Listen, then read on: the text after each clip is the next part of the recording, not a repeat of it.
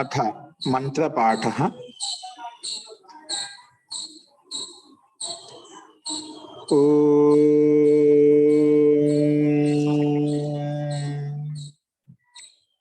सहनाववतु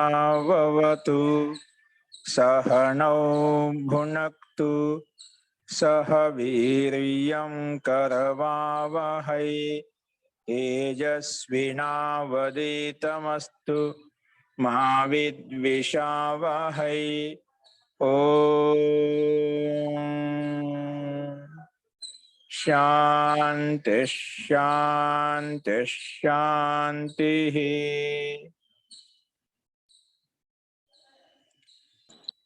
सर्वेभ्यो नमः। अंदरिकी नमस्कारम अंडी।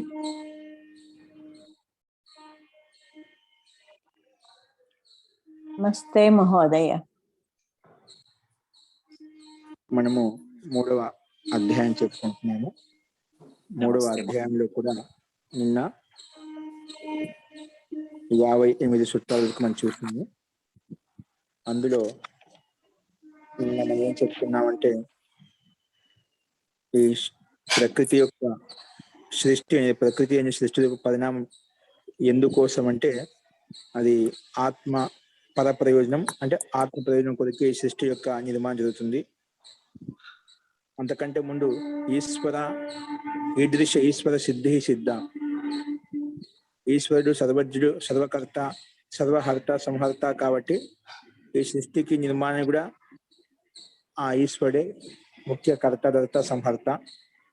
ఎందుకంటే ఈ ప్రకృతి అనేది ఆ ఈశ్వరుని యొక్క వశంలో ఉంది, పరమాత్మ యొక్క ఆధీనంలో ఉంది అని చెప్పుకున్నాము. ఎందుకంటే సాహి సర్వవిత్ సర్వకర్త అని చెప్పుకున్నాము. ఎందుకంటే ప్రకృతి స్వయం అకార్యత్వేపి, స్వయం కార్యవస్తు కాకపోయినప్పటికీ కూడా తద్యోగ పారవశ్య, పరమాత్మ యొక్క ఆధీనంలో ఉంది కాబట్టి ఆ ప్రకృతి అనేది సృష్టి రూపంలో పరిణామం చెందుతుంది. ఆ సృష్టి యొక్క పరిణామం అనేది జీవాత్మ కోసం అని చెప్పుకున్నాము. ఇలా చెప్పిన తర్వాత లాస్ట్ లో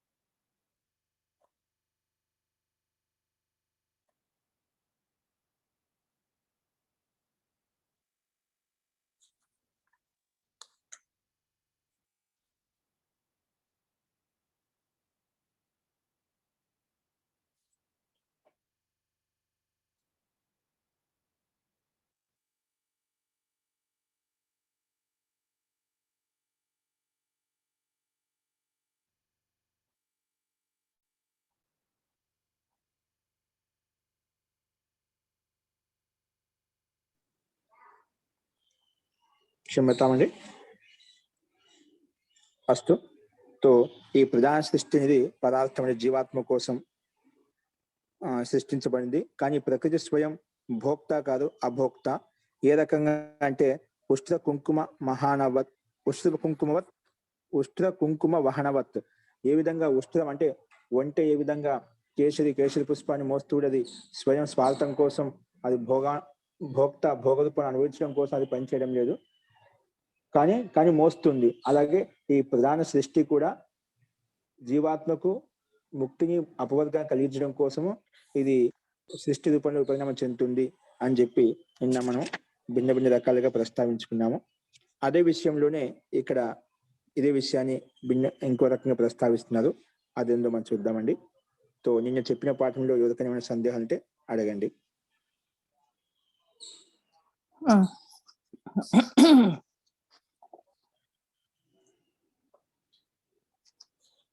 జీ చెప్పండి. జీ ప్రభాకర్ గారు. ఓం నమస్తే మహోదయ. ఇక్కడ దీంట్లో డోనా అనే పదం ఇచ్చారు. ఏ పదం ఇచ్చారండి? జైసే ऊंट का केसर డోనా దూసరే కే లియే హై. డోనా అంటే అర్థం ఏంటిది? మోయటం. ఆహా, ఓకే ఓకే.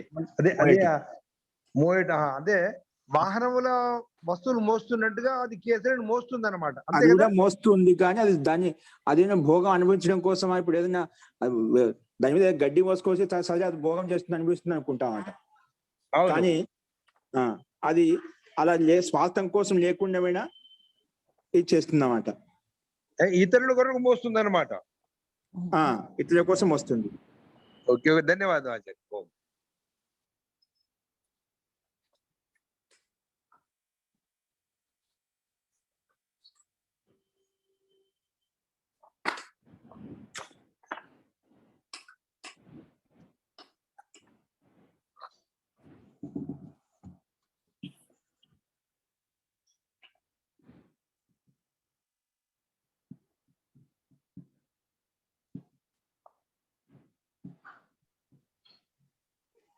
అస్తు. ఇక్కడ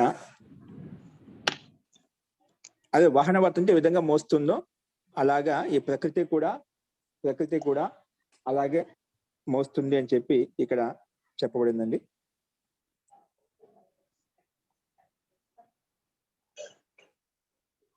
అసలు ఇంకెదుకైనా సందేహం ఉన్నాయి దీంట్లో?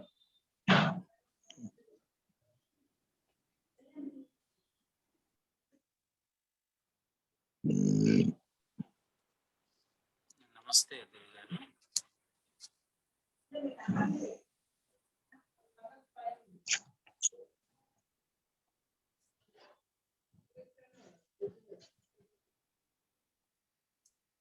నమస్తే గురుగారు. జీ చెప్పండి. ఇప్పుడు ఒంటని చెప్పారు, అది ఇతరుల కొరకే మోస్తుంది అనేది. ఇప్పుడు కంపారిజన్ ఇప్పుడు అవి జంతువులు మానవులు అంటే మనది ఎట్లా? కృపయ గోపికృష్ణ గారు, మీ వాయిస్ సరిగ్గా రావడం లేదు, స్పీకర్ సరిగ్గా రావడం లేదు. మళ్ళీ ఒకసారి చెప్పండి. అది ఒకసారి మ్యూట్ ఆఫ్ చేసి మళ్ళీ ఆన్ చేసుకోండి. మీ స్పీకర్ ఆఫ్ చేసి మళ్ళీ ఆన్ చేసుకోండి, కొంచెం గట్టిగా వస్తుందేమో. ఇప్పుడు వినిపిస్తుందా గురుగారు? ఇప్పుడు వినిపిస్తుందండి. ఇప్పుడు ఒంటె అనేది కుంకుమ అంటే కుంకుమని మనం ఉపయోగిస్తున్నాం కాబట్టి ఇతరుల కొరకు అని చెప్పారు, బాగుంది. ఈ మానవుడి ప్రవర్తన ఏంటి అసలు? ఎవరి కొరకు? మన కొరకే మనం చేస్తున్నాం, మనం ఇతరుల కొరకు చేయటం లేదా అనేది నా ధర్మ సందేహం. దానికి ఏదైనా మీరు చెప్పండి. అంటే మానవుడు చేసేది అంటే ఏం చేసినా తన కోసమే చేస్తున్నాడు. మానవుడు కూడా ఇతరులకు చేసినా కూడా తన సుఖం కోసమే చేస్తున్నాడు. ఏ కర్మ చేసినా మూల భావన ఉంటుంది, తన ఆత్మ సుఖం కోసమే, ఆత్మ కళ్యాణం కోసమే ఉంటుంది. సంసారంలో అందరూ ఉంటుందో ఒకరికొకరి పరస్పర సహయోగం చేత, సహకారం చేత మనం చేసుకుంటాం. ఒకరికొక పరస్పర సహకారం చేసుకున్నట్టు ఒకరికొకరికి మనకు సహకారం కలుగుతుందన్నమాట. మన వారికి సహకారం జరిగితే ఆ సహకారం మనం కలుగుతామట. ఒకరికొకరి పరస్పరం సహకారం చేత మన జీవనం కొనసాగుతుందన్నమాట.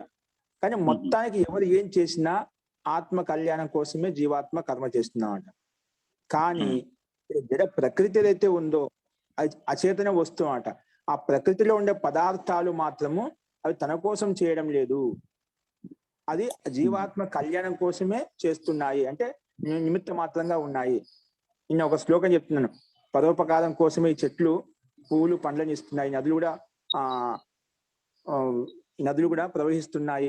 అలాగే పశు పక్షులు కూడా అవి పాలనిస్తున్నాయి, మనకు అన్ని రకాలుగా మనకు పుష్టినిస్తున్నాయి అన్నమాట. అవన్నీ తన కోసమైన పాలు పశువులు తాగుతున్నాయా, చెట్లు పండ్లు తింటున్నాయా? అలాగే సంసారంలో పృథివీ నుంచి ఉత్పన్న పదార్థం ప్రతి ఒక్కటి కూడా, ప్రకృతి నుంచి ఉత్పన్న ప్రతి పదార్థం కూడా తన కోసం తాను చేయడం లేదన్నమాట. ఎవరి కోసమో దాన్ని అనుభవించే భోక్త అయినటువంటి, కర్త అయినటువంటి, చేతనాత్మ అయినటువంటి జీవాత్మ కోసం వినిస్తున్నాయి అన్నమాట. మానవుడు చేస్తున్నా అంటే ఏం చేస్తున్నాడు? తన సుఖం కోసం చేస్తున్నాడు. పరస్పరం చేతనాత్మకు సహాయం చేస్తే చేతనాత్మ సహకారం చేస్తుంటే అక్కడ ఆత్మసుఖం ఉంటుందన్నమాట. కానీ ఆత్మసుఖం పొందాలంటే ఒక వస్తువు ఒక పదార్థ నిమిత్తం ఉంటుంది. ఆ నిమిత్తమే ప్రకృతి. ఆ ప్రకృతి సహాయం చేత ఆ భోగాలు అనుభవిస్తున్నాం. ప్రకృతి లేకపోతే ఆత్మ జీవాత్మ అనుభవించదు. మనకు అనుభవించాలి అంటే ఒక వస్తువు ఒక పదార్థం ఉండాలి. ఆ వస్తువు పదార్థమే ప్రకృతి రూపంలో ఉత్పన్నమైనటువంటి ఈ బ్రహ్మాండం, ఈ సృష్టి. సృష్టిలో ఉండే పదార్థాల సహాయం చేత మన సుఖాన్ని అనుభవిస్తున్నామంట. అన్న పానాదులు ఏవైతే ఉన్నాయో ఆ అన్న పానాలు లేకుండా జీవాత్మ ఉందనుకోండి, మరి భోగం సంభవం కాదు. ఆ జీవాత్మ భోగం సంభవం కావాలంటే అది ముక్తిలో సంభవం అవుతుంది. ఇక్కడ ఆత్మస్వరూపం శరీర ధారణ చేశామంటే ప్రకృతి ద్వారా ఉత్పన్న శరీరం ఉత్పన్నం ఉంది అంటే ఆ ప్రకృతిలో ఉత్పన్నమైన పదార్థాల చేతన మనము వాటిని భోగా అనుభవిస్తూ మనం ముక్తిని వైపు కానీ మోక్షం వైపు కానీ సుఖం వైపు కానీ వెళ్తామంట. సంసారం వైపు కానీ లేదా మోక్షం వైపు కానీ వెళ్తామంట. అంటే ఏ కర్మ చేసినా ఆత్మ కళ్యాణం కోసం చేస్తుంది. ఇప్పుడు మోస్తున్నాడు సంసారంలో. ఇప్పుడు మీరు అడిగిన ప్రశ్న అంటే ఇక్కడ వాహనం చేస్తున్నా అంటే ఇప్పుడు మానవుడు ఏదైనా వాహనం చేస్తున్నా మోస్తున్నా అంటే ఇతరుల కోసం చేస్తున్నా అంటే ఇతరుల కోసం చేస్తున్నాము. అది పరస్పర సహకారం చేత చేస్తున్నాం. కానీ అక్కడ కూడా మన ఆత్మ సుఖమే అనేదే లక్ష్యంగా ఉంటున్నమాట. మనం ఇప్పుడు వాళ్ళకి సహాయం చేస్తున్నాం, రేపొద్దున వాళ్ళు మనకు సహాయం చేస్తారు. అది మన సుఖానికి నిమిత్తం అవుతుంది. మనకు ఆనుకూల్యానికి అనుకూలంగా ఉంటుంది. అంటే ఇప్పుడు మనం ప్రీవియస్ గా చెప్పుకున్నట్టు ఊహాదిభిహీం సిద్ధి అని ఒకటి అష్ట సిద్ధులు చెప్పుకుంటా వచ్చారు. కేవలం మన అనే దాని కొరకే మనం అంటే ఇక్కడ ఆత్మ పరమాత్మ దగ్గరే జరుగుతా ఉంది. ఇది అంతేనంటారా? అష్టసిద్ధులు ఏంటి? అష్టసిద్ధులు మన ఊహాది అష్టసిద్ధులు చెప్పుకున్నాము. అవును. అది ఏం చెప్తున్నారు మీరు? ప్రశ్న మళ్ళీ చెప్పండి. 8 సిద్ధుల కోసం చేస్తూ ఉన్నాం కదా. ఒక పూర్వజన్మకు అనేది మళ్ళా ఒకళ్ళు చదువుతా ఉంటే ఇంటం అనేది ఇవన్నీ చేస్తున్నాం. ఇవి మన కోసం మాత్రం కాదు, ఆత్మ పరమాత్మ కొరకేనంటారా ఇదంతాను? ఆత్మ పరమాత్మ కోసం. పరమాత్మ వేరు, ఆత్మ వేరు, ఈ ప్రకృతి వేరు. ఆత్మ ఎవరు? మనమే. ఇప్పుడు మనం మాట్లాడేది మన ఆత్మ, జీవాత్మ. ఆత్మ కోసం చేస్తున్నావంటే నీ సుఖం కోసం నువ్వు చేస్తున్నావట. ఆత్మ ఇప్పుడు జీవాత్మ మనం ఏం చేస్తున్నాం? ఎప్పుడు సుఖ దుఃఖాలు అనుభవిస్తూ ఉన్నామట. సంసారంలో ఒక్కోసారి విరక్తి పొంగి మనకు వారి పట్ల వైరాగ్యం కలుగుతున్నామట. అంటే సంసారం అంత దుఃఖమే ఉందని చెప్పి ఒకసారి కాకుండా ఒకసారి విరక్తి కలుగుతున్నాయి ఈ సంసారం చూడగానే. కానీ ఈ సంసారంలో దుఃఖం ఉంది, అంత మాయ ఉంది, యథార్థం లేదు, అజ్ఞానం ఉంది, అంధకారం ఉంది, అందుకే దుఃఖాలు అనుభవిస్తున్నాము. ఈ దుఃఖ నివృత్తి ఎలా కలుగుతుంది? ఈ దుఃఖాన్ని నుంచి ఎలా విముక్తి కలుగుతుంది అంటే నాకు పరమాత్మను తెలుసుకున్నప్పుడు ఈ దుఃఖ విముక్తి కలుగుతుంది. ఎందుకంటే శరీరం ఉన్నంతసేపు నాకు ప్రీతి అప్రీతి అనేది కలుగుతూనే ఉంటాయి. ఈ శరీరం యొక్క ధర్మం. సుఖ దుఃఖాలు కలుగుతూనే ఉంటాయంట. అంటే ఆ సుఖ దుఃఖాన్ని తొలగించుకోవాలి, ఆనందాన్ని పొందాలంటే పరమాత్మను తెలుసుకున్నప్పుడే పొందగలుగుతాము.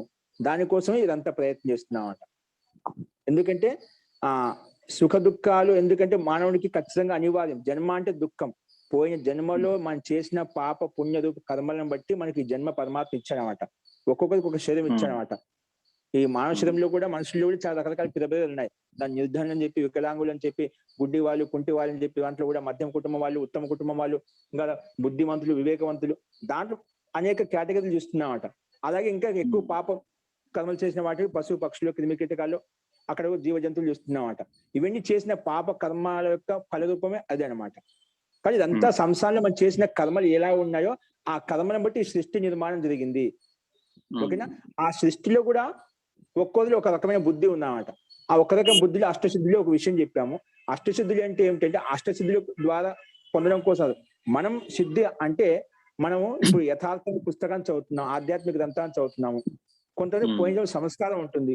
ఇప్పుడు పూర్తి మన సంస్కృతం రాదు, మిగతా ఇంకే గ్రంథాలు అధ్యయనం చేయలేదు. కానీ ఒకటి ఏదో మనకి ఈ గ్రంథాలు చదివితే ఋషికృత గ్రంథాలు, ముని రచించిన గ్రంథాలు, అంటే గురువులు పెద్దలు విద్వాంసులు రచించిన గ్రంథాలు, దీనివల్ల మనకు ఆనందం కలుగుతుంది, సుఖం కలుగుతుంది. మనకు ఒకటి మనసులో ఆలోచన ఉంది, ఒక సంకల్పం అయితే ఉంది, ఎందుకు ఇతరులను చూస్తున్నాం కాబట్టి.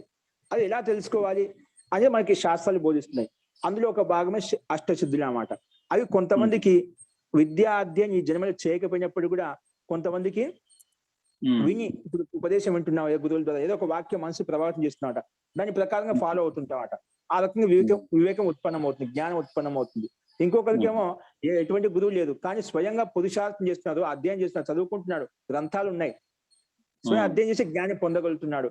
ఒకరేమో సంసారాన్ని చూసే సంసారం అంతా మాయ దుఃఖ అని దుఃఖమే ఉంది కానీ ఎక్కడ సుఖంగా ఉండేవాడు నాకేం కనిపించలేదు, అందరూ బాధపడుతున్నారు, ఎవరు చూసుకున్నా ఎంత చెట్టుకు అంత గాలినిటిగా అందరూ ఏదో ఒక లక్ష్యపతి అయినా కరుడుపతి అయినా అదే సామాన్యంగా ఏ వ్యక్తి అయినా కూడా అందరూ ఏదో ఒక దుఃఖంలోనే ఉండాలి.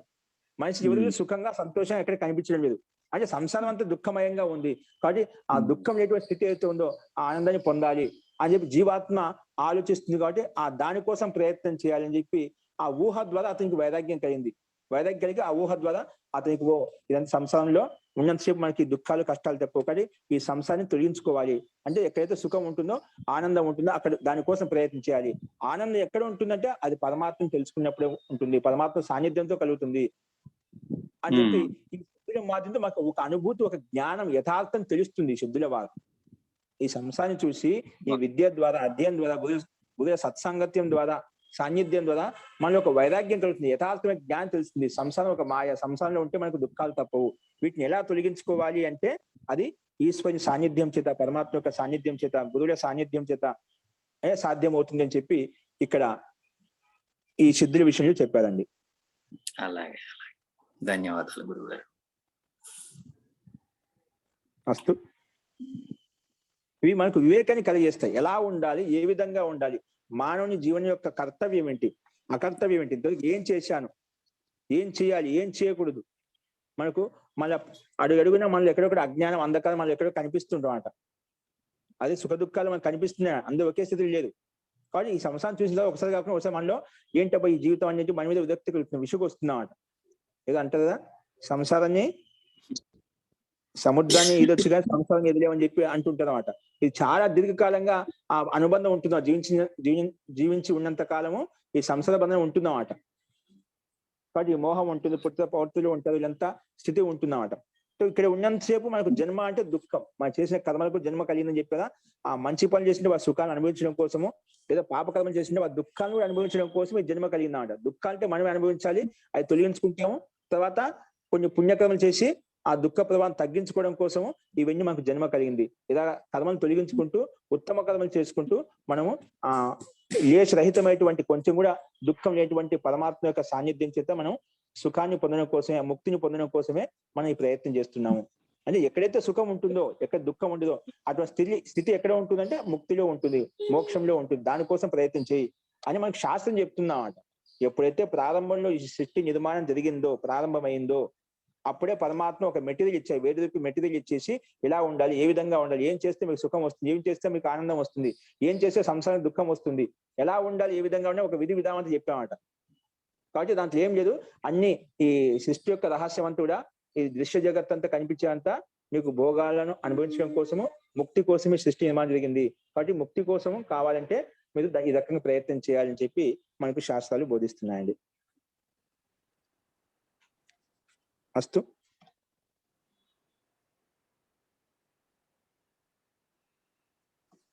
ఓకే అండి, గోపికృష్ణ గారు.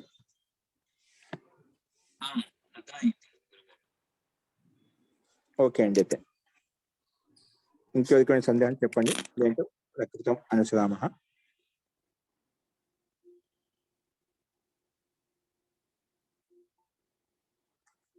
ఓకే అండి, చూడండి ఇక్కడ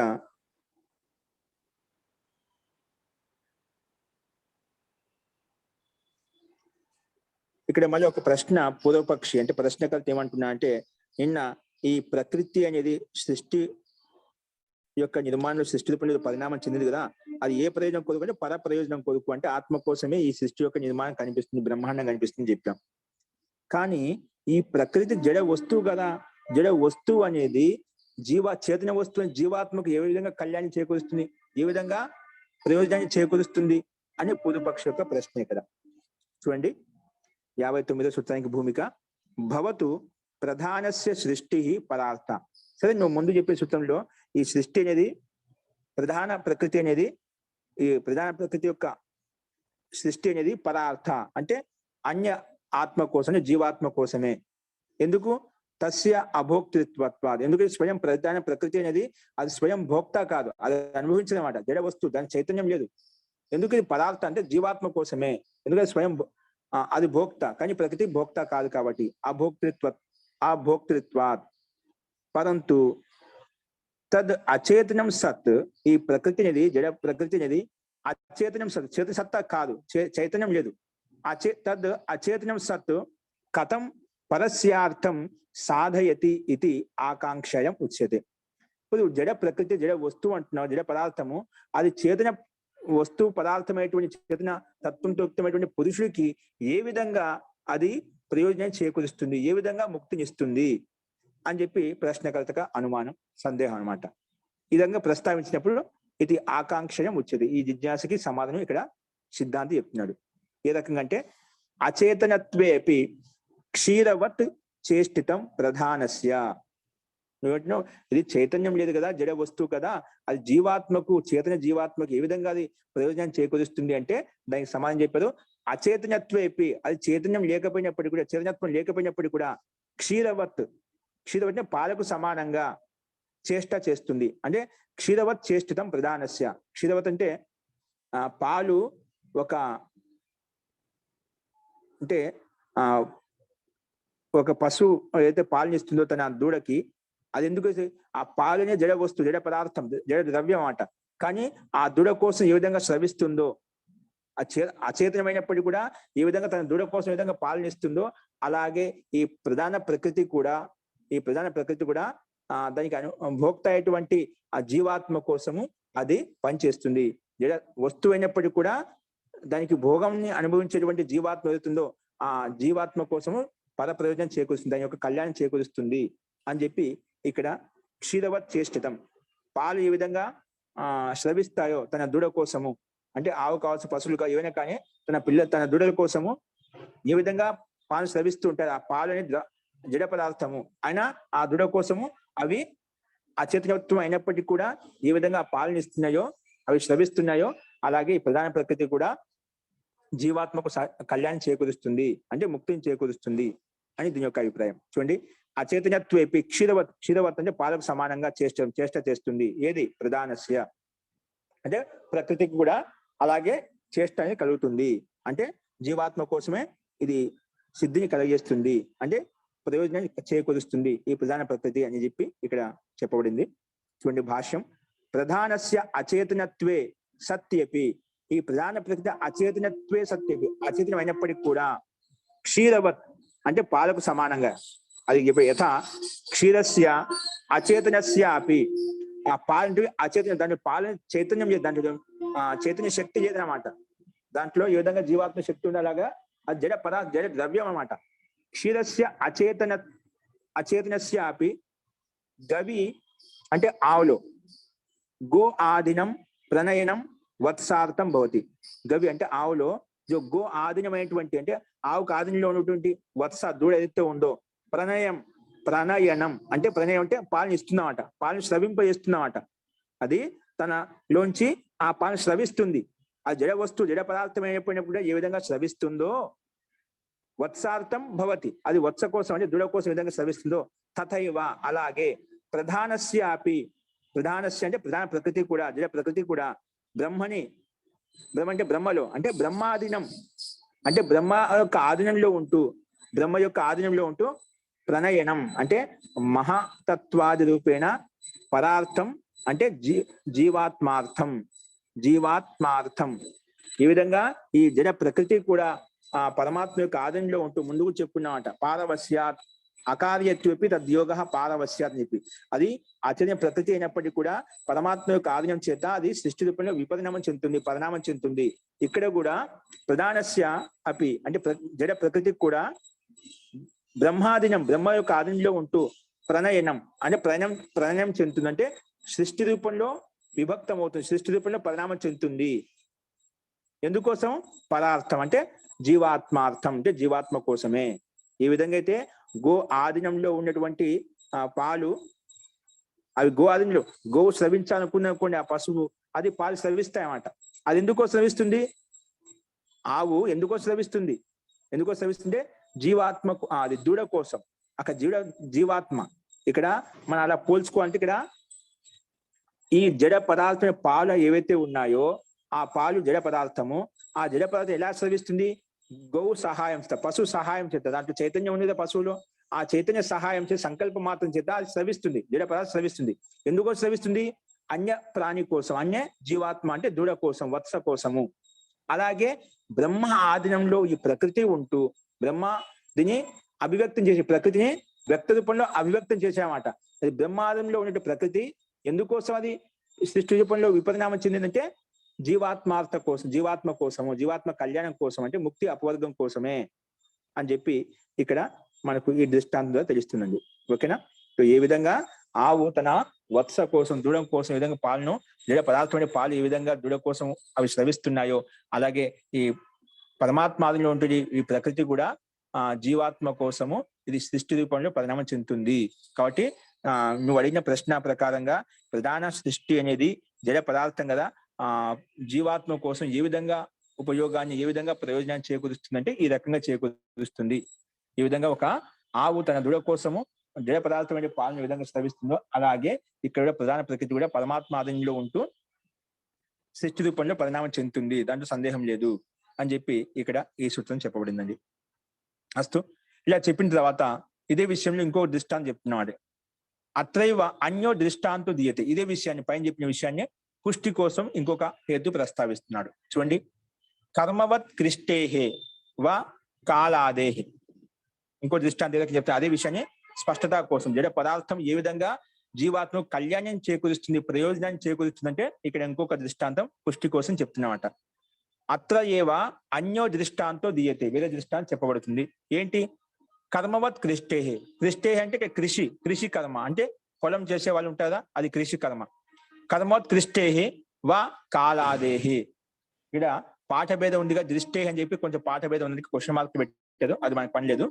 కర్మవత్ కృష్టేహే, కృష్టేర్ వా కాలాదేహి, ఇది సూత్రం. అంటే కృషి కర్మవత్ అంటే కృషి కర్మకు సమానంగా, కృషి కర్మకు సమానంగా. కృషి కర్మ ఏమైనా మన ఒక పొలంలో విత్తనం వేసినప్పుడు ఏమవుతుంది, అది కాలానుగుణంగా, కాలవత్ అంటే కాలానుగుణంగా అది ఒక అవస్థ, ఒక సమయం వచ్చిన తర్వాత అది వృద్ధి చెందుతూ ఉంటుంది అన్నమాట. ఏమవుతుంది? వృద్ధి చెందుతూ ఉంటుంది. ఓకేనా? అది వృద్ధి చెందుతూ. ఎవరు? హలో, ఎవరు? హలో.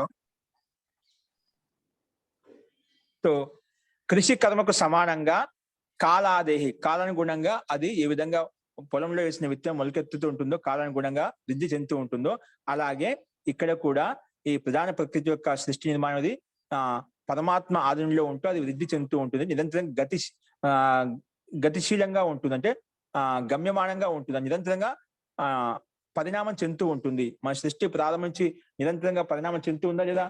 సత్యయుగము, కలియుగము, ద్వాపరయుగము, త్రేతాయుగం అని చెప్పి రకరకాల కాలం మనం చూస్తున్నామా, భూత వర్తమాన కాలం చూస్తున్నామట.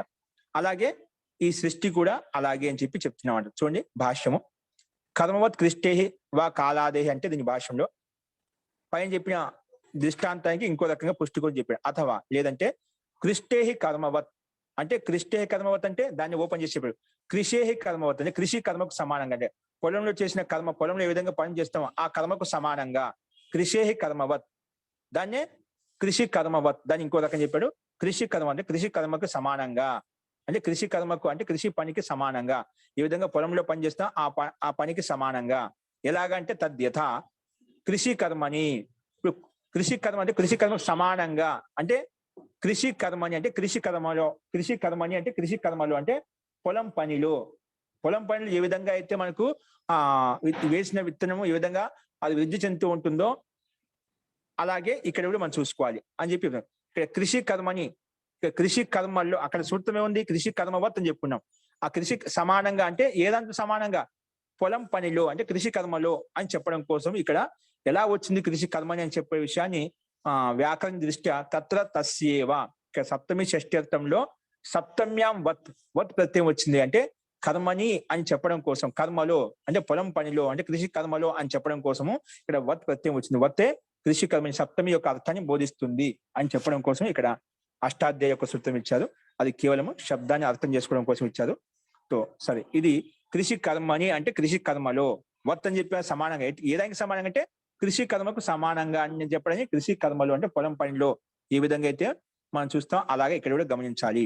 సో సప్తమ్యాం వత్, ఇక్కడ అష్టాధ్యాయ సూత్రం ప్రకారంగా సప్తమి విభక్తి అర్థంలో ఇక్కడ వత్ ప్రత్యయం వచ్చింది అని చెప్పడం కోసం ఇక్కడ జస్ట్ సూత్రం చూపించారు, వ్యాకరణం యొక్క సూత్రము. అస్తు. ఉక్తం బీజం వృక్ష భావాయ చేష్టతే.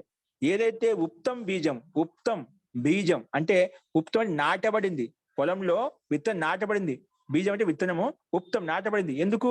వృక్ష భావాయ చేష్ట అంటే నాటబడినట్టు ఉప్తం, నాటబడినట్టు విత్తనం అనేది నాటబడినట్టు పొలంలో నాటబడిన విత్తనం అనేది వృక్ష భావాయ చేష్టతే. ఆ వృక్ష నాటబడిన విత్తనం ఏం చేస్తుంది? కాలానుగుణంగా ఏమవుతుంది? అది వృద్ధి చెందుతుందంట, చేష్ట చేస్తుందంట. అదే కొంతకాలం తర్వాత పగులుతుంది, పగిలిన తర్వాత మొదలు మొక్క రూపాన్ని చిన్నగా అది వృద్ధి చెందుతూ ఉంటుంది. ఆ వృద్ధి చెందుతూ ఒక వృక్షంగా తయారవుతుంది, ఒక వృక్షంగా పెద్దగా విశాలమైన వట వృక్షంగా తయారవుతుంది అన్నమాట. అలాగా అది ఒకేసారి కాలానుగుణంగా, అందుకే కాలాదేహం చెప్పామట. ఏ విధంగా ఒక కిసాన్, ఒక రైతు పొలంలో విత్తనం వేసినప్పుడు ఆ విత్తనం అక్కడితో ఆగకుండా ఏ విధంగా గతినిస్తుందో, అంటే నిరంతరంగా కాలానుగుణంగా వృద్ధి చెందుతూ ఒక వృక్షంగా తయారవుతుందో, అలాగే పరమాత్మ ఆధీనంలో ఈ ప్రకృతి ఉంటూ, పరమాత్మలో ప్రకృతి ఉంటూ పరమాత్మ ఒక గతినిచ్చాడు ఈ ప్రకృతికి. ఆ గతి అనుగుణంగా ఏమవుతుంది? గతినుగా ఈ ప్రకృతి కూడా నిరంతరంగా పరిణామం చెందుతూ ఉంటున్నాడు, విపరిణామం చెందుతూ ఉంటున్నమాట. అలాగా ఒక సూర్యుడు, చంద్రుడు, ఏవైతే గ్రహ నక్షత్రాలు ఏవైతే ఉన్నాయో ఒక గతిని ఇచ్చాడ. అది సృష్టి ఉన్నంత కాలం నిరంతరంగా అవి గతిమానంగా తిరుగుతూ ఉంటాయన్నమాట.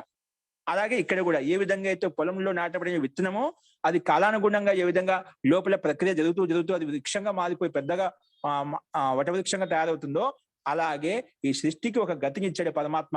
ఆ పరమాత్మ ఆధీనంలో ఉంటూ ఇది కూడా నిరంతరంగా గతిమానంగా, గతిశీలంగా పరిణామం చెందుతూ ఉంది అని కృషి కర్మకు సమానంగానే పోల్చి చెప్పామట. చూడండి, ఉప్తం బీజం వృక్ష భావాయ చేష్టతే. వృక్షం కోసం అది చేష్ట చేస్తుంది ఆ విత్తనం అనేది. ఏ రకంగా అంటే కాలాదేహి అంటే కాలాది వశాత్, ఒకేసారి నాటం అనుకుంటే మానయింది కాదు, కాలావశాత్ అంటే కాలానుగుణంగా నిరంతరంగా కొంతకాలం తర్వాత. కాలవశాత్ అంటే కాలాది వశాత్, దాన్ని ఓపెన్ చేసి కాలవశాత్ అంటే కృషి వలస్య ప్రయత్నవశాత్. కాలవశ అంటే ఆ కృషి ఆ రైతు ఏదైతే ఉన్నదో దానికి నిరంతరం ప్రయత్నం చేస్తున్నామట, దానికి చేయాల్సిన కర్మలు చేస్తున్నామట. దానికి విత్తనం నాటేందుకు ఒక పని చేసామట. తర్వాత సామాన్యంగా దానికి నీరు వేయడము, ఎరువులు వేయడము, దానికి ఏదైతే ఖాద్య పదార్థాలు ఏవైతే అవసరమో అవన్నీ అందజేస్తూ ఉంటామట. అంటే కృషి వలస్య ప్రయత్నవశాత్. ఆ కృషి వల అంటే ఆ రైతు, ఆ కిసాన్ ఏదైతే ఉన్నారో ప్రయత్నవశాత్ ప్రయత్నం చేయడం ద్వారా ఇది ఆ వృక్ష భావాయ చేష్టతే. ఆ విత్తనం లోపల వేసిన విత్తనము వృక్ష రూపంలో నిరంతరంగా పరిణామం చెందుతూ ఉంటూ వృద్ధి చెందుతూ ఒక వృక్ష రూపంలో, ఒక వటవృక్ష రూపంలో విశాలంగా తయారవుతుంది. అలాగే తథైవ ప్రధానమపి అంటే ప్రధాన ప్రకృతి కూడా, ప్రధానమపి సృష్టి కర్మని అంటే సృష్టి కర్మలో, అంటే ఈ విధంగా సృష్టి బ్రహ్మాండం కనిపిస్తుంది ఈ కర్మలో. సృష్టి కర్మని సృష్టి భావాయ చేష్టతే. అలాగే ప్రధాన ప్రకృతి కూడా, ఈ మూల ప్రకృతి కూడా సత్వగుణం, రజోగుణం, తమోగుణంతో యుక్తమైన ప్రకృతి కూడా ఇది బ్రహ్మాండ రూపంలో నిరంతరంగా ఒక ప్రక్రియ. ఇప్పుడు మహాత్వం, అహంకారం, తన్మాత్రలు, పంచభూతాలు ఈ రకం ప్రక్రియ ఏ విధంగా ఉందో ఆ విధి విధానం ప్రకారంగా ఈ బ్రహ్మాండ రూపంలో ఒక గతిమానంగా, ఒక వ్యక్త రూపంలో, అభివ్యక్తి రూపంలో మనకు చేష్ట చేసి ఈ రకంగా మనకు ప్రపంచ రూపంలో, బ్రహ్మాండ రూపంలో మనకు కనిపిస్తుంది అన్నమాట. అందుకే ప్రధానమపి సృష్టి కర్మలో కూడా ఈ సృష్టి ఏదైతే మనకు కనిపిస్తుందో సృష్టి భావాయ చేష్ట, ఈ సృష్టి నిర్మాణం కోసం, బ్రహ్మాండం కోసం అది చేష్ట చేస్తుంది. ఏది? మూల ప్రకృతి. ఏ విధంగా చెట్టు కోసం ఏ విధంగా విత్తనమో అది చేష్ట చేస్తుందో, కదలికలు చేస్తుందో, అలాగే మూల ప్రకృతి కూడా ఈ బ్రహ్మాండం కోసం చేష్ట చేస్తుంది, అంటే కదలికలు చేస్తుంది. ఏ రకంగా? కాలాది వశాత్ అంటే కాలవశాది ఈశ్వర ప్రేరణాచ. ఆ కాలానుగుణంగా ఈశ్వరుని యొక్క ప్రేరణ ద్వారా చేస్తూ ఉంటున్నాడు. స్వయంగా చేయదు, ఈశ్వరుని యొక్క గతి ప్రేరణ అలా ఉంటున్నాడు. ఈశ్వరుడు ఒక గతిని ఇచ్చాడట. ఆ గతి ప్రకారంగా, ఈశ్వర ప్రేరణ ప్రకారంగా ఆ ప్రకృతిలో ఉండే పదార్థాలు నిరంతరంగా పరిణామం చెందుతూ ఉంటాయి. ఈశ్వరుడు ఈ ప్రకృతిలో గతిని ఇవ్వకపోతేనా అది కదలదు. మనం దీనికి ఉదాహరణ చెప్తూ ఉంటాను. చిన్నపిల్లలు చిన్న బొమ్మలు తీసుకొని ఆడుకుంటుంటారండి. దాంట్లో ఏదో కార్లు, గాడి అవి తీసుకొని చిన్న ఒక కీ ఇస్తూ ఉంటామట. అది ఏదైనా బొమ్మ కావచ్చు. ఆ బొమ్మ ఒక కీ ఇచ్చామనుకోండి, తిప్పి ఇచ్చామనుకోండి, ఆ కీ ఇచ్చేంతసేపు ఏమవుతుంది? అది నిరంతరంగా అది గంతులు వేస్తూ ఉంటుంది, పరిగెడుతూ ఉంటుంది, ముందుకెళ్తూ ఉంటుంది అన్నమాట. అది ముందుకెళ్తుండే, అది కీ ఉన్నంతసేపు అది గతిశీలంగా ఉంటుందంట, పరిగెడుతూ ఉంటున్నమాట. అది కారు కావచ్చు, యానం కావచ్చు, ఏదైనా కావచ్చు. ఏ బొమ్మకి ఏ రకమైన స్థితి ఉంటుందో, ఒక కీ ఇవ్వగానే ఆ కీ ఇచ్చినంతసేపు అది 10 నిమిషాలు కావచ్చు, ఏదైనా కావచ్చు, చాలా సిస్టమ్స్ ఉన్నాయన్నమాట, అది తిరుగుతూనే ఉంటున్నమాట. అలాగే పరమాత్మ ఈ ప్రకృతికి ఒక కీ లాంటి ఒక గతిని ఇచ్చామట. ఆ గతి సృష్టి కాలం వరకు నిరంతరంగా చలాయమానంగా ఉంటుంది, గతిశీలంగా ఉంటుంది. సూర్యుడు, చంద్రుడు, ఈ పృథివీ నిరంతరంగా గతిశీలంగా నిరంతరం తిరుగుతూ ఉన్నాయి అన్నమాట. అన్ని తన గ్రహంలో ఉంటూ ఇవన్నీ కూడా కర్మను ఆచరిస్తూ ఉన్నాయన్నమాట. అలాగే ఇక్కడ కూడా ఈ ప్రధాన ప్రకృతి సృష్టి రూపంలో విధంగా పరమాత్మ ఆధీనంలో ఉంటూ పరమాత్మ యొక్క ప్రేరణ కారణంగా ఇది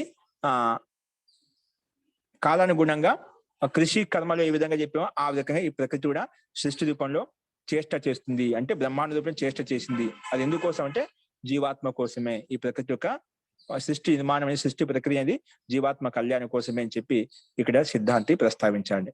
ఓకే, ఇది కూడా అచేతనమైనప్పటికీ కూడా ఎలాగిది సృష్టి రూపంలో పురుషుడికి ఏ విధంగా ప్రయోజనం సిద్ధమవుతుంది అంటే ఈ రకంగా సిద్ధమవుతుంది. ఒకసారేమో క్షీరవత్త పాలకు సమానంగా ఏ విధంగా ఆవు ఆదంలో ఉండే దూడ కోసం ఏదైనా పాలనిస్తుందో అలాగే ఇక్కడ కూడా కృషి కర్మలో ఒకసారి కృషి అంటే చైతన్యాత్మ ఉంది. ఒకసారి విత్తనం జడ వస్తువు జడ బీజం విత్తనాన్ని లోపల వేశాడు. లోపల వేసిన తర్వాత ఏం చేయలేదు, ఒక గతి అది తనకే తను నిరంతరంగా పగులుతూ ఒక మొక్క రూపంలో తర్వాత వృక్ష రూపంలో తర్వాత ఒక విశాలంగా తయారైపోయి ఈ విధంగా పరిణామం చెందుతుందో అలాగే మూల ప్రకృతి కూడా మనకు ఈ బ్రహ్మాండ రూపంలో సృష్టి రూపంలో పరిణామం చెందుతుంది. అది ఎలాగా కాలవశం అంటే ఈశ్వర ప్రేరణ, ఈశ్వరునికి ప్రేరణ. కాలం అంటే కాలానుగుణంగా ఈశ్వరుని యొక్క ప్రేరణ సహాయం చేత ఇది ఈ రకంగా సృష్టి రూపంలో పరిణామం చెందుతుంది అని చెప్పి ఇక్కడ మనం చెప్పుకున్నామండి. అస్తు ఇలా చెప్పిన తర్వాత మళ్ళీ అంతటితో ఆగలేదు ప్రశ్నకర్త, పూర్వపక్ష ఆగలేదు. మళ్ళీ ఏమంటున్నాడు చూడండి, కథం హి ప్రకృతి విచార శూన్యాసతి కాలే ఈశ్వర ప్రేరణాత్ చేష్టేతే ఇది ఆకాంక్షయం ఉచ్యతే. మళ్ళీ ఏమంటే ప్రకృతి విచార శూన్య, దాంట్లో విచారణ అనేది ఏ లేదు కదా, దాంట్లో ఎటువంటి విచార శక్తి, జడ వస్తువు జడ పదార్థం ఏ వస్తువు ఎక్కడ పెడితే అలాగే ఉంటుంది. అది విచార శూన్యం అంటే ప్రకృతి అనేది కాలే కాలి అంటే చెప్పినాం ఈశ్వర ప్రేరణ, ఈశ్వరుని యొక్క ప్రేరణ ద్వారా ఈ జడ వస్తువు జడ పదార్థం జడ ప్రకృతి ఈ విచార శూన్యం, దాన్ని విచారించే శక్తి జీవాత్మకి విచారించే శక్తి ఉంది. అదే జడ ప్రకృతికి విచారించే శక్తి లేదు కదా, విచార శూన్యమైంది కదా. కాలి అంటే ఈశ్వర ప్రేరణ ఈశ్వరుని ప్రేరణ ద్వారా ఏ విధంగా చేష్ట చేస్తుంది. జడ పదార్థం కదా, చేతన వస్తువు చేతన పదార్థం చేష్ట కలిగించవచ్చు. ఆ జడ పదార్థం ఏ రకంగా చేస్తుంది, అది విచార శూన్యమైన విచారించే శక్తి లేదు, బుద్ధి లేదు. అది ఏ విధంగా అది చేష్ట చేస్తుంది, సృష్టి రూపంలో విపరిణామం చెందుతుంది. ఇది ఆకాంక్షం ఉచ్యతే సిద్ధాంతి. ఇలాంటి ఆకాంక్ష జిజ్ఞాస కలిగినప్పుడు దీనికి సమానం చెప్తున్నారు. ఏంటి ప్రశ్న ఏంటి, ప్రకృతి విచార శూన్యాసతి, ప్రకృతిని విచార శూన్యమైన విచారించే శక్తి సామర్థ్యం లేదు జడ పదార్థం కాబట్టి, అటువంటి ఈశ్వరుని ప్రేరణ ద్వారా చేష్ట ఎలా చేస్తుంది అని ప్రస్తావించినప్పుడు సిద్ధాంతి సమానం చెప్తున్నాడు. స్వభావాచ, అది స్వాభావిక గుణం, ప్రకృతి యొక్క స్వభావ గుణం, స్వాభావిక గుణం అట. స్వభావాత్ చేష్టితం, అది స్వభావంగానే చేష్ట చేస్తుంది. ప్రకృతి అనేది మహాతత్వం అహంకారం తన్మాత్రలు పంచభూతాల రూపంలో విపరిణామం చెందుతున్నారు. అది ప్రకృతి యొక్క స్వభావము. స్వభావాత్ చేష్టితం, స్వభావ కారణంగా చేష్ట చేస్తుంది, నిరంతరం కదలికలు చేస్తుంది. ఎందుకు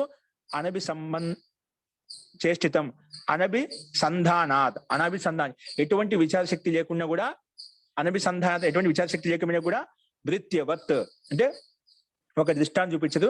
నౌకరికి సమానంగా అంటే సేవకుడికి సమానంగా ఏ విధంగా ఒక సేవకుడు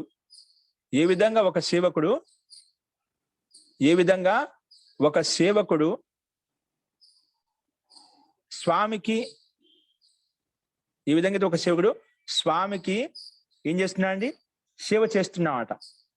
ఏం చేస్తున్నాడు, సేవ చేస్తూ ఉన్నాడు. అంటే స్వామి ఏది చెప్తే అది నిరంతరంగా సేవ చేస్తూ ఉంటాడు. ఏం చెప్పాడు అన్నమాట, స్వామి ఏం చెప్తే ఆ నౌకరు ఆ పని మనిషి ఎవరైతే ఉన్నారో ఏం చెప్పకుండా ఏం విచారించకుండా కళ్ళు మూసుకొని చేసేస్తామట. అన్ని చెప్పి చేసేస్తాడు. అలాగే నౌకరికి సమానంగా శివుడికి సమానంగా ఈ ప్రకృతి కూడా పరమాత్మ యొక్క ఆధీనంలో ఉంటూ అది సంకల్ప మాత్రం చేత, పరమాత్మ యొక్క సంకల్ప చేత అది విపరిణామం చెందుతూ ఉంటుంది. ఆ రకంగా పరమాత్మ తయారు చేయగలుగుతాడు. అంటే ఆ రకంగా స్వాభావికంగా జీవాత్మ కళ్యాణం కోసము ఈ ప్రకృతి జడ ప్రకృతి అనేది విచార శూన్యమైనప్పుడు ఎటువంటి ఆలోచించకుండానే అది ఏ విధంగా అయితే స్వామికి సేవ చేస్తుందో సేవకుడు, అలాగే ప్రధాన ప్రకృతి కూడా జీవాత్మ కోసము సృష్టి రూపంలో విపరిణామం చెందుతూ ఉంది అని చెప్పి ఇక్కడ సిద్ధాంతం మనకు చెప్పబడుతుందండి. ఓకేనా.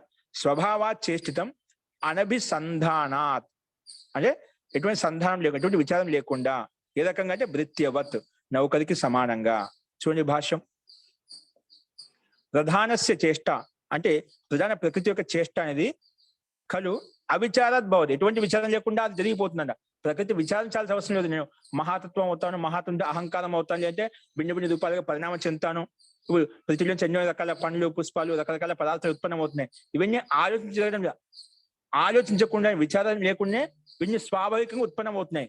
ఆ ప్రకృతి, ఆ పదార్థం యొక్క తత్వం అటువంటిది, స్వాభావికంగా ఉత్పన్నం అవుతున్నాయి. అందుకే ప్రధానస్య చేష్ట, ప్రధాన ప్రకృతి యొక్క చేష్ట అనేది ఖలు అవిచారాత్ భవతి, ఎటువంటి విచారం లేకుండా ఉత్పన్నం అవుతున్నాయి. ఎందుకు? స్వభావాత్ తస్య, ఎందుకంటే ఆ ప్రకృతి యొక్క స్వభావం అటువంటిది, దాని యొక్క స్వభావం అటువంటిది. స్వభావాత్ తస్య చేష్టన స్వభావవత్వాత్, ఎందుకంటే దాని యొక్క చేష్ట, ఆ ప్రకృతి యొక్క చేష్ట అనేది స్వభావం అటువంటిది అన్నమాట. ఆ ప్రకృతి యొక్క స్వభావం అటువంటిది. ఎందుకు? ఏ రకంటే భృత్యవత్, నౌకరికి సమానంగా. ఏ రకంగా? యథా భృత్యస్య చేష్ట విచారం అంతరేణ, విచారం అంతరే అంటే ఒక నౌకరికి భృత్యస్య చేష్ట అంటే నౌకరి యొక్క చేష్ట అనేది విచారం అంతరేణ, ఎటువంటి విచారం లేకుండా, వివేచనేన అంటే ఎటువంటి వివేచన లేకుండా, వివేచనైన విన ఎటువంటి వివేకం లేకుండా, ఎటువంటి బుద్ధి లేకుండా, స్వభావాత్ భవతి అంటే ఒక సేవకుడు, ఒక స్వామి చెప్పా అంటే వెనక ముందు ఆలోచించకుండా అన్ని చేసి పెడతారన్నమాట. అలాగే ఇక్కడ కూడా వివేచనేన విన ఎటువంటి వివేకం లేకుండా, స్వభావాత్ భవతి స్వాభావికంగానే ఇది ప్రకృతి యొక్క చేష్ట జరుగుతుంది అని చెప్పి ఇక్కడ స్పష్టంగా చెప్పబడిందండి. అస్తు. ఏ రకంగా అంటే స్వామ్యర్థం చేష్టం తస్య స్వభావ, ఆ సేవకుడికి స్వామి కోసం చేష్ట చేయడం అతని యొక్క స్వభావం అంతే. ఈ పని చెప్పాడు స్వామి, ఆ పని చేయాలి అంతే, వెనక ముందు ఆలోచించకుండా చేయాలి. తస్య స్వభావ స్వాభావికో గుణ.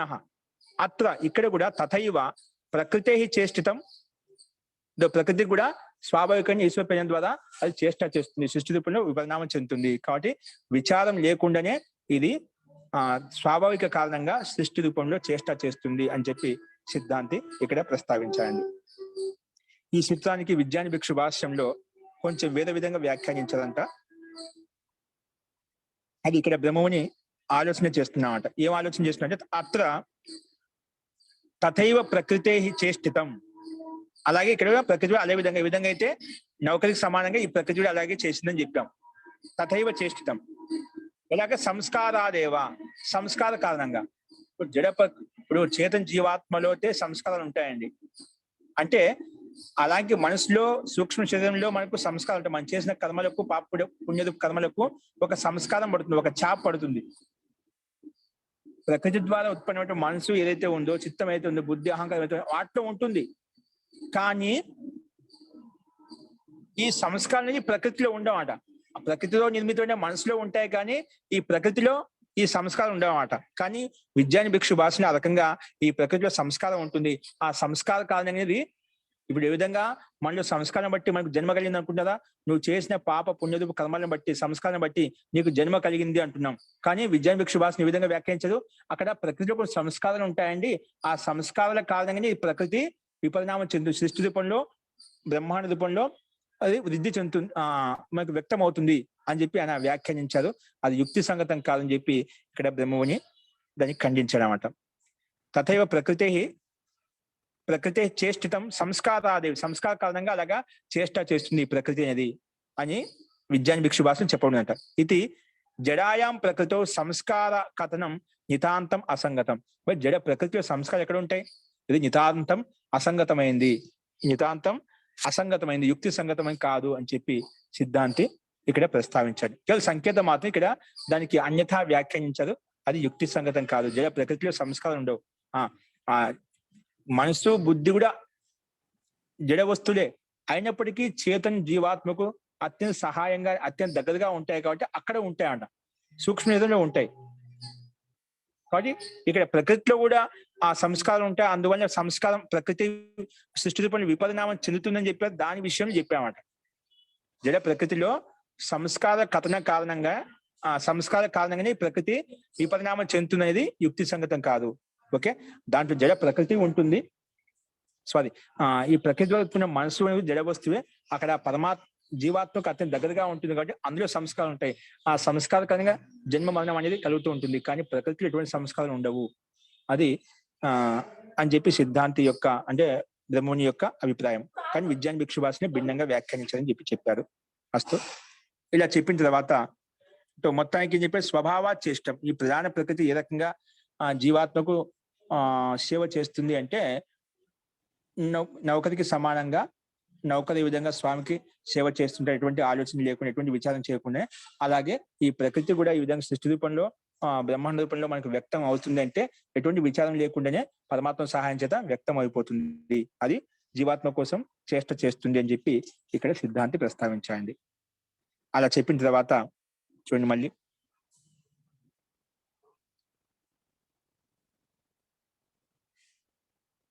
ఇక్కడ నెక్స్ట్ చూడండి, ఇదే విషయంలో ప్రకృతి చేష్టని హేత్వంత మామ, ఈ ప్రకృతి ఏ విధంగా చేష్ట చేస్తుంది, ఏ విధంగా అది బ్రహ్మాండంలో అభివ్యక్తం అవుతుంది అనే విషయాన్ని, అంటే ప్రకృతి యొక్క చేష్ట ఏ విధంగా అని చెప్పి ఇంకోటి హేతు చెప్తున్నాడు, ఇంకో కారణం చూపిస్తున్నాడు స్పష్టత కోసం.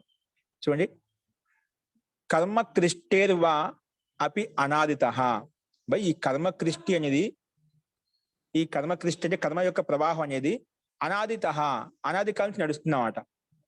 కాబట్టి కర్మ ఆకృష్టే, క్షమ్యతాం, కర్మ ఆకృష్టే, ఈ కర్మ యొక్క ఆకర్షణ అనేది కర్మ ఆకృష్టే వా అపి అనాదిత, ఇది సూత్రం అండి. అంటే ప్రకృతి యొక్క చేష్ట ఎప్పటి నుంచి జరుగుతుందంటే ఈ కర్మ యొక్క ఆకర్షణ అనేది అనాదిత, అనాది కాలం నుంచి నడుస్తూనే ఉంది. అంటే ఆది లేదన్నమాట, ఎప్పటి నుంచి ఈ కర్మ ప్రవాహం నడుస్తూనే ఉంది అని చెప్పి ఇక్కడ సూత్రం పూర్వపక్షి ప్రస్తావించాడు. దానికి సమాన సిద్ధాంతం చెప్తున్నారు. చూడండి, కర్మ ఆకృష్టేది అనాదిత, చూడండి భాష్యం చూడండి, అనాదిత కర్మ ఆకృష్టే అపి వా. చూడండి, అనాదిత అంటే ఇక ఏ విధంగా ఓపెన్ చేశాడు, ప్రవాహేణ అనాదిత, ప్రవాహ కాలం నుంచి, చాలా కాలం నుంచి నిరంతరంగా ఒక ప్రవాహం ఈ విధంగా నిరంతరంగా సముద్రాలు ఏ విధంగా ప్రవహిస్తుంటాయో నిరంతరంగా ఎక్కడ మధ్యలో ఎటువంటి గ్యాప్ లేకుండా, అలాగే అనాది కాలం నుంచి నిరంతరంగా ఎటువంటి ఆది అంటూ ఏం లేదు అంట, అనాది ప్రవాహేణ అనాదిత కర్మభిరి ఆకర్షణాదపి, అంటే కర్మల ద్వారా ఆకర్షణ పొందడం చేత వా ప్రకృతి చేష్టతే, అంటే అనాది కర్మల సముచ్చయం ద్వారా, అనాది కర్మల ద్వారా ఇది కర్మ ఆకర్షణ ఉంది కాబట్టి ఈ ప్రకృతి చేష్ట చేస్తుంది. అనాది కాలం నుంచి కర్మలు జరుగుతూ ఉన్నాయి, నిరంతరంగా కర్మలు జరుగుతూనే ఉన్నాయి కాబట్టి కర్మల ద్వారా ఈ ప్రకృతి యొక్క చేష్ట జరుగుతూ ఉంది.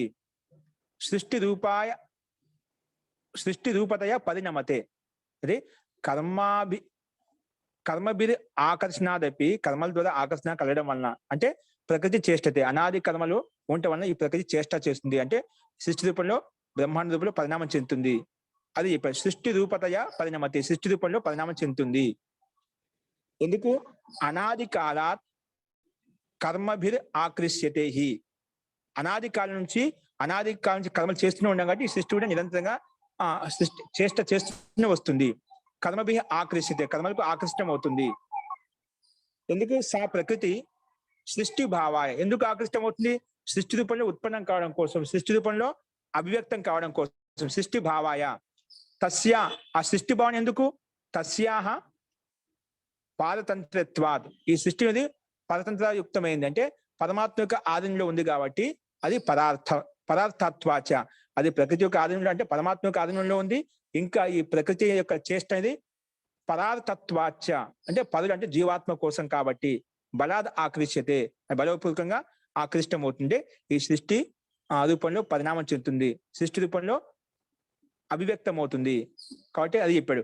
సాహి సృష్టి భావాయ, అంటే సృష్టి భావన కోసం, సృష్టి రూపంలో వ్యక్తం కావడం కోసం.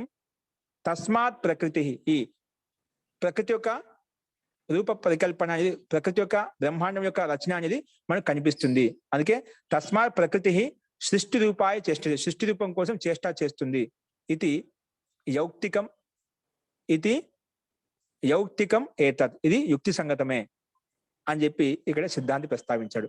అంటే ఇది అనాది కాలం నుంచి కర్మల ప్రవాహం నడుస్తూనే ఉంది కాబట్టి, అనాది కాలం ప్రవాహం నడుస్తుంది కాబట్టి ఈ ప్రకృతి కూడా చేష్ట చేస్తూనే వస్తుంది, దీంట్లో ఎటువంటి సందేహం లేదు అని చెప్పి ఇక్కడ ఒక పూర్వపక్షి ప్రస్తావించామట. పూర్వపక్షి ఏం ప్రస్తావించి, ఇది పూర్వపక్షిగా సూచన అనమాట. ఈ కర్మలు అనాది కాలం నుంచి ప్రవహిస్తున్నాయి కాబట్టి, ఆకర్షణ ఉంది కాబట్టి, ఆ కర్మల కారణంగా ఈ ప్రకృతి యొక్క చేష్ట, ప్రకృతి యొక్క బ్రహ్మాండం యొక్క సృష్టి కనిపిస్తుంది. అనాది కాలం నుంచి కర్మలు ఉన్నాయి కాబట్టి అనాది కాలం నుంచి సృష్టి కూడా శ్రేష్ట చేస్తూనే వస్తుంది, ఇది దీని యొక్క అభిప్రాయం.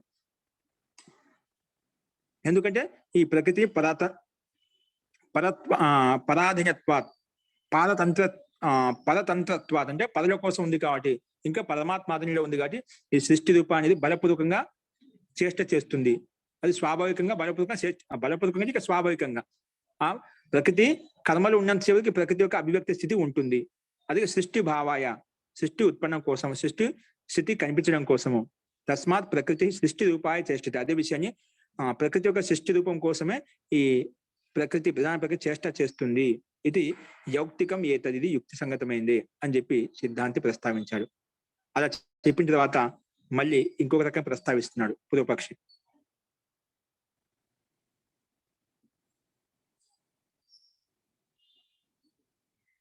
ఏది అనాదిత అంటే సిద్ధాంతికి చెప్పి ఇది సృష్టి రూపానికి ప్రకృతి అనాది కర్మలు ఉన్నంతసేపు మనకు అది ఈ సృష్టి యొక్క నిర్మాణం జరుగుతూనే ఉంటుందని చెప్పి సిద్ధాంతుడు అక్కడ సమానంగా చెప్పాడు. అనాదిత కర్మ ఆకృష్టే, అనాది కాల్చి నడుస్తున్నటువంటి కర్మలు ఉన్నాయి కాబట్టి ఆ ప్రకృతి యొక్క చేష్ట జరుగుతుందని చెప్పి సిద్ధాంతం అక్కడ చెప్పేశాడు. మళ్ళా ఆ అనాది అనే శబ్దాన్ని తీసుకొని ప్రశ్నకర్త ప్రస్తావిస్తున్నాడు. ఏంటి? ఇది అనాదిత కర్మభి ఆకర్షణ, అనాదిత కర్మభి ఆకర్షణాత్ ప్రకృతే సృష్టి తర్హి నా ముక్తి స్యాత్. यदि अनादितः कर्मभिः आकर्षणात्, यदि अनादितः कर्मभिः आकर्षणात् प्रकृतेः सृष्टिः तर्हि ना मुक्ति स्यात्. ఇది అనాది కాలం నుంచి కర్మల కారణంగా సృష్టి యొక్క ఆకర్షణ ఉంది అంటే, సృష్టి యొక్క జగత్ యొక్క స్థితి ఉంది అంటే, ఆ ప్రకృతే సృష్టి, ఆ ప్రకృతి సృష్టి ఉంది అంటే నా ముక్తి స్యాత్. ఇప్పుడు అనాది కాలం నుంచి కర్మలు ఉన్నాయంటే అనాది కాలం నుంచి కర్మలు చేస్తూనే ఉంటాం. అంటే అనాది కాలం అంటున్నా అంటే అనంతకాలం వరకు కర్మలు ఉంటూనే ఉంటాయన్నమాట. ఇప్పుడు ఆది అంతు లేనప్పుడు ఆది లేనప్పుడు అంతం కూడా ఉండవట. ఇప్పుడు అనాది కాలం నుంచి కర్మలు నడుస్తూనే ఉన్నాయంటే ఇవి అనంతకాలం వరకు ఉంటాయి. ఇప్పుడు అనంతకాలం వరకు ఈ కర్మలే ఉంటున్నప్పుడు ఈ సృష్టి యొక్క నిర్మాణం జరుగుతూనే ఉంటుంది. ఇప్పుడు ముక్తి ఎప్పుడు వస్తుందండి? అనాది కాలం నుంచి కర్మలు జరుగుతున్నాయి కాబట్టి ఈ ప్రకృతి కూడా బ్రహ్మాండ రూపంలో కనిపిస్తుంది అని చెప్పావు. ఇది అనాది కాలం నుంచి వస్తూ ఉంటుందంటే అనంతకాలం వరకు ఉంటుంది. ఎప్పుడు అంతం అని తెలియదు అనమాట. అనంతకాలం వరకు ఇదే కర్మలు చేస్తూనే ఉంటే ఈ కర్మ ప్రవాహానుగుణంగా ఈ సృష్టి నిర్మాణం జరుగుతూనే ఉంటుంది. అప్పుడు ముక్తి ఎప్పుడు వస్తుంది? ముక్తి ఎప్పుడే సంభవిస్తుంది? నా ముక్తి స్యాత్, ముక్తి కలగదు కదా అని ప్రశ్నకర్త ప్రస్తావించాడు. ఇది అనాది కాలత కర్మలు ఉన్నాయి అంటే అనంతకాలం వరకు కర్మలు ఉంటూనే ఉంటాయి. ఇంక ముక్తి ఎప్పుడు సంభవిస్తుంది? మధ్య అవకాశం లేదు ముక్తి కలగడం కోసం. అందుకే నా ముక్తి స్యాత్ అని చెప్పినప్పుడు ప్రశ్నకర్త దానికి సమాధానం సిద్ధాంతి చెప్తున్నమాట. వివిక్త బోధాత్ సృష్టి నివృత్తి. నీకు ఎప్పుడైతే వివేకం కలుగుతుందో, వివేక జ్ఞానం కలుగుతుందో సృష్టి నివృత్తి, ఈ సృష్టి నివృత్తమవుతుంది అంటే బ్రహ్మాండం నివృత్తమవుతుంది. ప్రధానస్య సద్వ, ఈ ప్రధాన ప్రకృతి యొక్క సృష్టి ఏదైతే ఉందో అది నివృత్తమవుతుంది. ఎప్పుడు? వివిక్త బోధాత్ అని చెప్పి సిద్ధాంతి సమానం చెప్తున్నాడు. నీకు ఎప్పుడైతే వివేక వైరాగ్యం కలుగుతుందో అప్పుడు నీకు అనాది కాలం నుంచి కర్మలు ఉన్నాయంటే అనంతకాలంకి ఈ సృష్టి యొక్క నిర్మాణం జరుగుతూనే ఉంటుంది. మరి ముక్తి ఎప్పుడు సంభవిస్తుందంటే నీకు ఏ జీవాత్మకైతే వివేక జ్ఞానం కలుగుతుందో, వివేక వైరాగ్యం కలుగుతుందో అప్పుడు స్వతహా అది స్వాభావికంగా నీకు ముక్తి కలుగుతుంది. అంటే సృష్టి నీకు కనిపించే, సృష్టి నీతో తొలగిపోతుందన్నమాట, సృష్టి త్యాగం చేయబడుతుంది. అందుకే ఏది అనాదిత వివిక్త బోధాత్ సృష్టి నివృత్తి ప్రధానస్య. వివిక్త బోధ, వివేక జ్ఞానం యొక్క బోధింపబడిందో, నీకు బోధమైందో అంటే అర్థమైందో అప్పుడు సృష్టి నివృత్తి, ఈ సృష్టి బ్రహ్మాండం నివృత్తమవుతుంది. ఏది? ప్రధానస్య, ప్రధాన ప్రకృతి యొక్క సృష్టి నివృత్తమవుతుంది. ఎలాగా అంటే సూదవత్ పాకే. ఒక దృష్టాంతం చెప్పామంట. సూదవత్ పాకే. సూదవత్ పాకే ఏంటంటే సూదవత్ అంటే వంటవాడు, వంట చేసే మనిషి.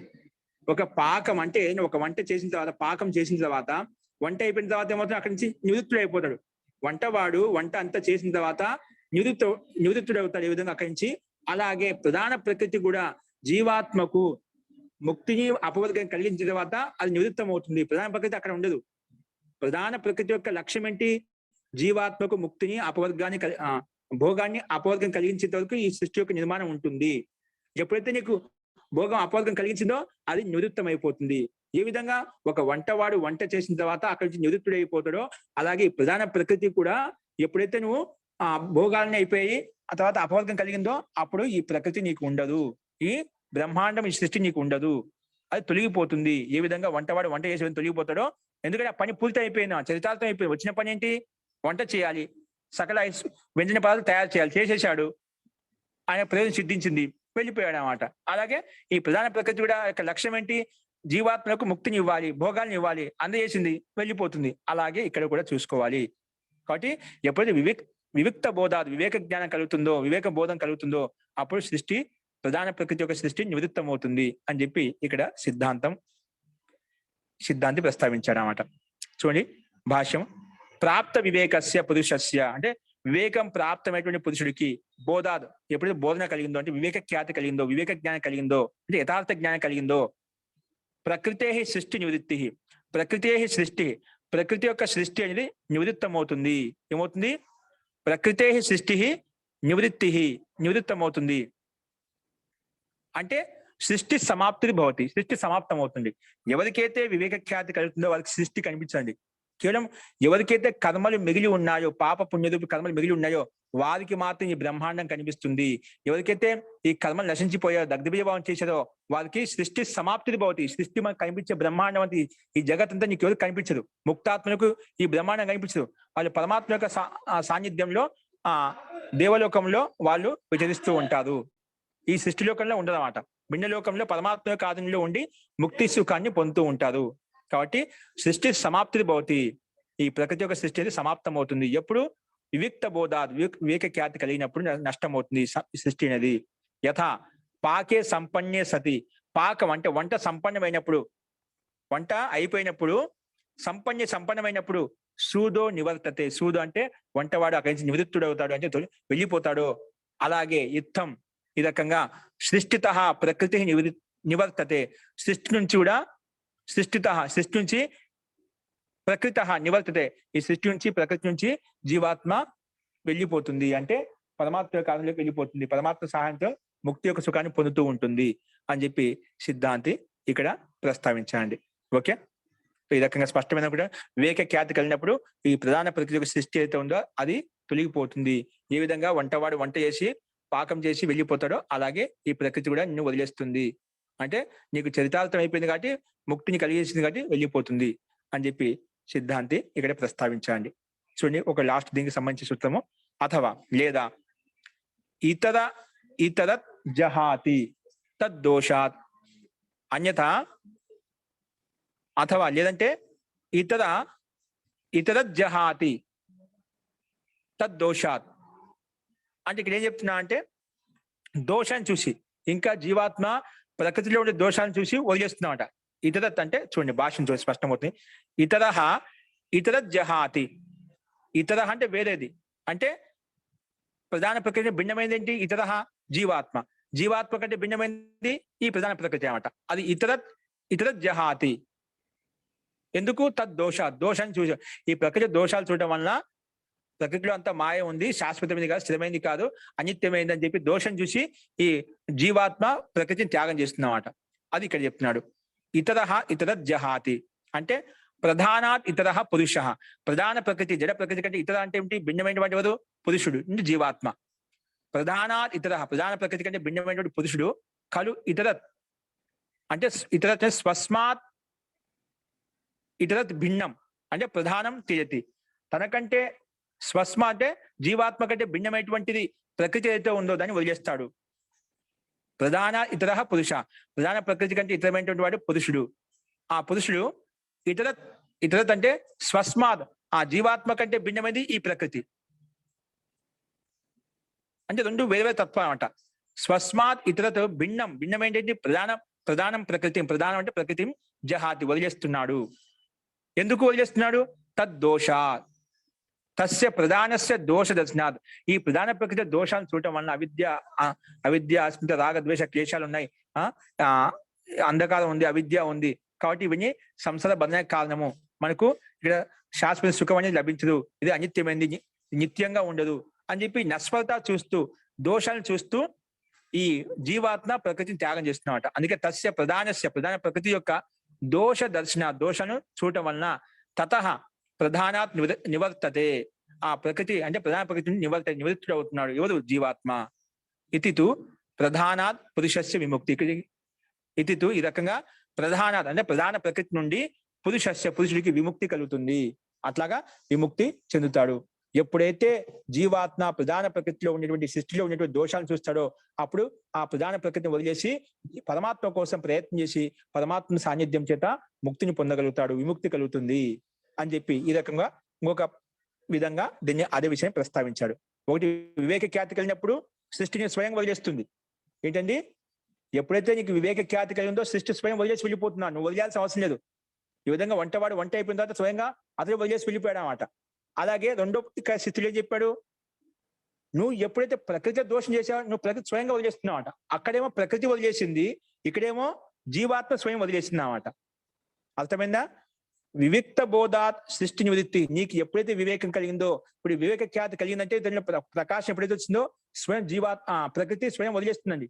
ఇప్పుడు వివేక ఖ్యాతి కలిగిపోయింది, సంస్కారం దగ్ధం చేశాడు, జ్ఞానోదయం కలిగింది కాబట్టి ఆ సృష్టి అక్కడ ఉండదు. సృష్టి యొక్క స్థితి కనిపించదు జీవాత్మకు, అది వెళ్ళిపోతుంది, స్వతహా వెళ్ళిపోతుంది, స్వయం వెళ్ళిపోతున్నమాట.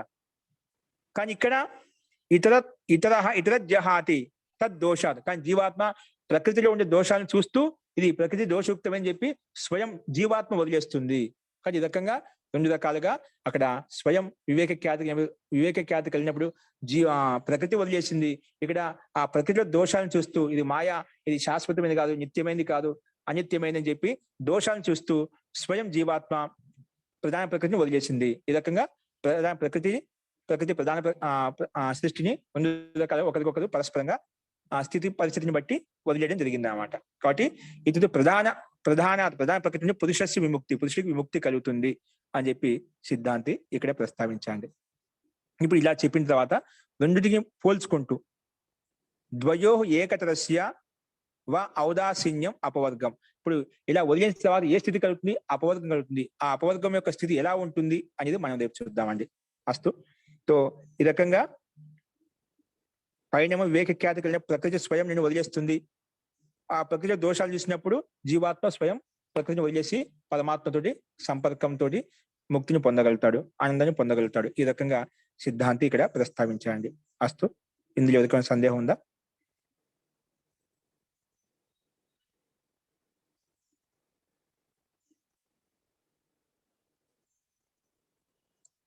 సో ఏదో చెప్పిన విషయంలో అనాది కాలం నుంచి కర్మ ప్రవాహం నడుస్తుంది కాబట్టి అనంత కాలం వరకు ఈ సృష్టి నిర్మాణం జరుగుతూ ఉంటుంది అని చెప్పుకున్నాము. ఇప్పుడు అనాది కాలం నుంచి కర్మ ప్రవాహం నడుస్తుంటే అనంత కాలం సృష్టి నడుస్తుంటే ముక్తి ఎప్పుడు కలుగుతుందంటే వివేక ఖ్యాతి కలిగినప్పుడు నీకు ముక్తి కలుగుతుందండి. అప్పుడు సృష్టి స్వయం నేను వదిలేస్తుంది. ఏ రకంగా అంటే వంటవాడు వంట చేసిన తర్వాత అక్కడి నుంచి ఎక్కడ విధంగా తొలగిపోతాడో నివృత్తుడవుతాడో అలాగా ప్రధాన ప్రకృతి తొలగిపోతుంది అని చెప్పుకున్నాము. అలాగే ప్రధాన ప్రకృతిని భిన్నమైనటువంటి పురుషుడు,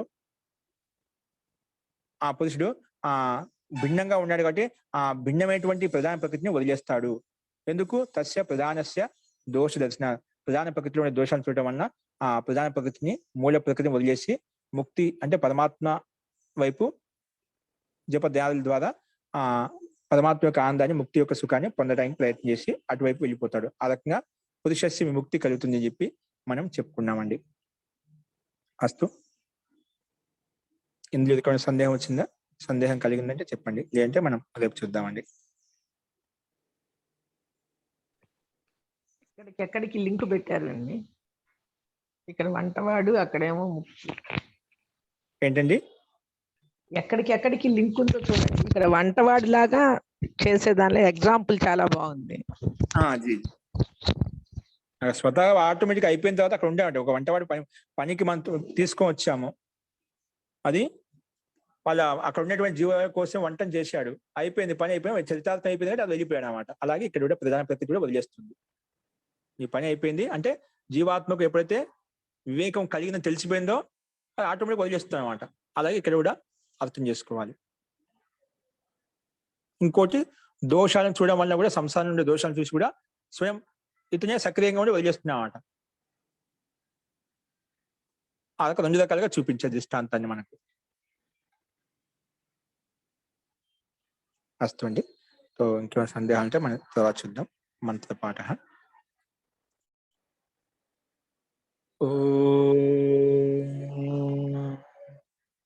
సర్వే భవంతు సుఖినః, సర్వే సంతు నిరామయాః, సర్వే భద్రాణి పశ్యంతు, మా కశ్చిద్ దుఃఖ భాగ్ భవేత్. ఓం శాంతి శాంతి శాంతి.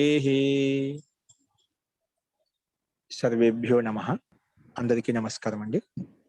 ఓం శ్రీభ్యో నమః. మహోదయ ఓం నమస్తే. ధన్యవాదాలు.